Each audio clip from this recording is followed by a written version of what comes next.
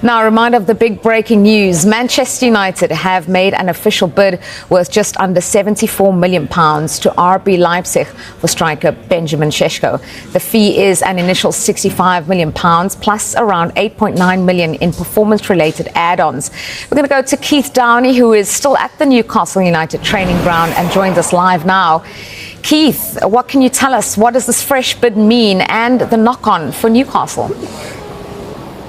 Yeah, well, I've been saying all day, really, haven't I, that Newcastle, I think, have been internally a little bit concerned that Manchester United come to the table and then Benjamin Sissoko potentially favours a move to Manchester United. And as you rightly say, Julia, that offer was made by Manchester United, totalling €85 million. So €75 million up front plus $10 million in performance-related add-ons, which is actually short of Newcastle's offer that was made last night. Newcastle offering around about £5 million more, £80 million up front with £10 million in performance-related add-ons. So as it stands, Newcastle have offered a little bit more up front and a little bit more in total, but Manchester United have come to the table, and one source continues to maintain to us that the player favours a move to Manchester United. We're told that he's open to both moves, and it's not that he's against a move to Newcastle United, but if it came to a choice between the two, according to this one source,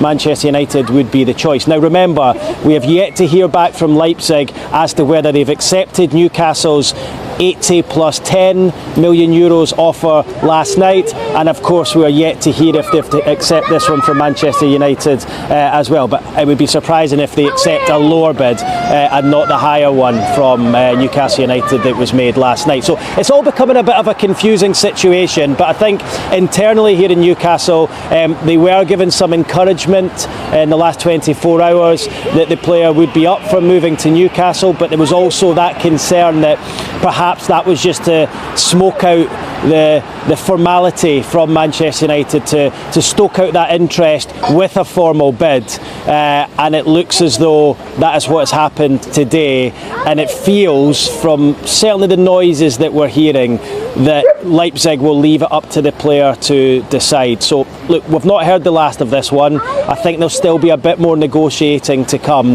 but Newcastle, I told you about an hour ago, were the only club at the table for Benjamin Sissoko. Now Manchester United have followed up that interest with a formal bid of their own, and while it doesn't quite match Newcastle United, it feels like it leaves the player with a decision to make. Yeah, and as you say, a big one for Sesko to make Newcastle or Manchester United. How much of a blow, Keith, would it be for Newcastle if they do miss out on another key target this window? Yeah, look, it would be a hammer blow for Newcastle. It's been a bit of a disaster transfer window for them. There's a long list of players that they've got quite far down in terms of negotiations with, only to find that they choose to go elsewhere. You know, I can go through them all. Hugo Ekitike, who of course gone to Liverpool. João Pedro went to Chelsea. Liam Delap went to Chelsea. Manchester United themselves have already taken Brian Mbeumo. Newcastle thought they had a chance there.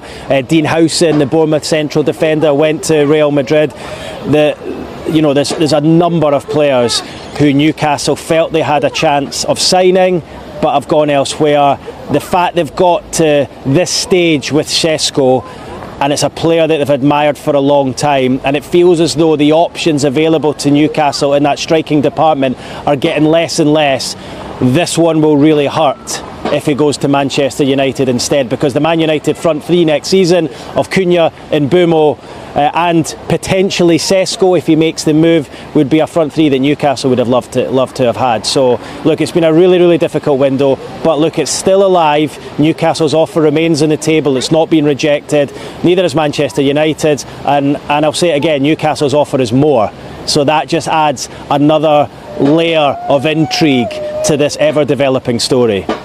Yeah, Keith, you've mentioned just how tough the window has been. Does that mean, do you think Newcastle might go beyond what they wanted to pay to try and get Sesko?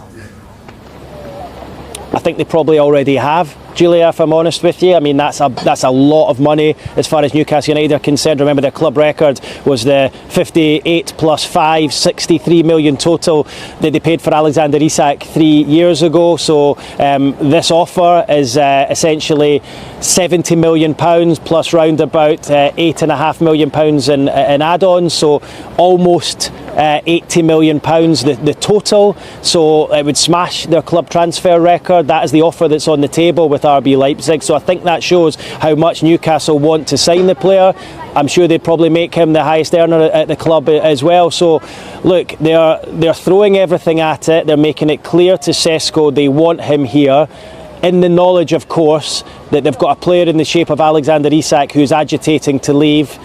And of course, you have to remember, if Sesko chooses Manchester United rather than Newcastle United, that then will have a knock-on effect as to the future of Alexander Isak. Liverpool had an offer for him rejected by Newcastle on Friday, £110 million plus add-ons. My understanding is that Newcastle will not allow Alexander Isak to leave the football club until they have got what they believe is a like-for-like replacement, and Sesko is that.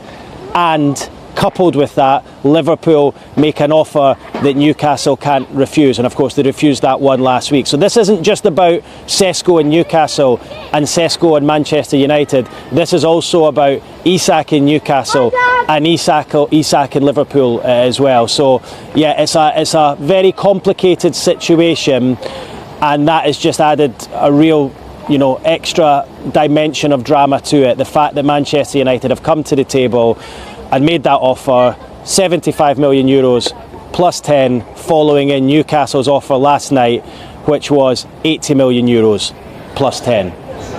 It is all very complicated, Keith. Thank you for explaining that to us. Now you can catch a full roundup on the transfer show at 5 and then 7 p.m. here on Sky Sports News.